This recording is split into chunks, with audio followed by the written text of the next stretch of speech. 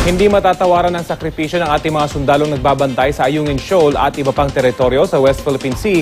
Kaya naman ang isang grupo mula sa private sector naglunsad ng Operation Freedom Land. Layo nitong makalikom ng pera para matugunan ang kanilang mga pangangailangan. Balitang hatid ni Bam Alegre.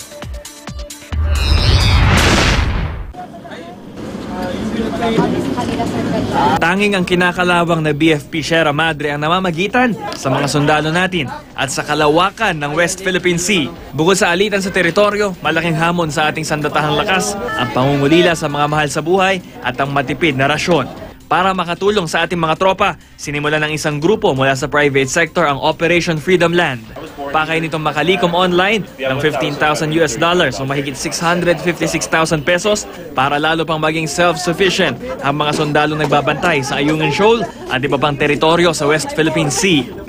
Ilan sa kanilang balang ipamahagi, karagdagang solar-powered desalination systems para mainom ng mga sundalo ang tubig dagat at aquaponics garden para pwede na magtanim at umani ng gulay ang ating mga tauhan kahit walang lupa.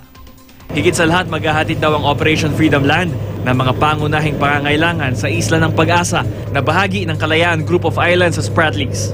May komunidad kasi rito na may hindi bababa sa 300 Pilipino. Bibisitahin namin yung pinaka stronghold ng Pilipinas, which is Pag-asa Island. We will be providing them with goods. And we're also going to provide them with the means na para they could become sustainable. For people who are interested in helping, they could visit our page. Our main page is It's No Fun in Pag-asa. Nagpapasalamat ang Armed Forces of the Philippines sa suportang ipinapakita ng mga sibilyan. Mahalagang moral boost daw ang maramdamang sinusuportahan sila ng ating mga kababayan.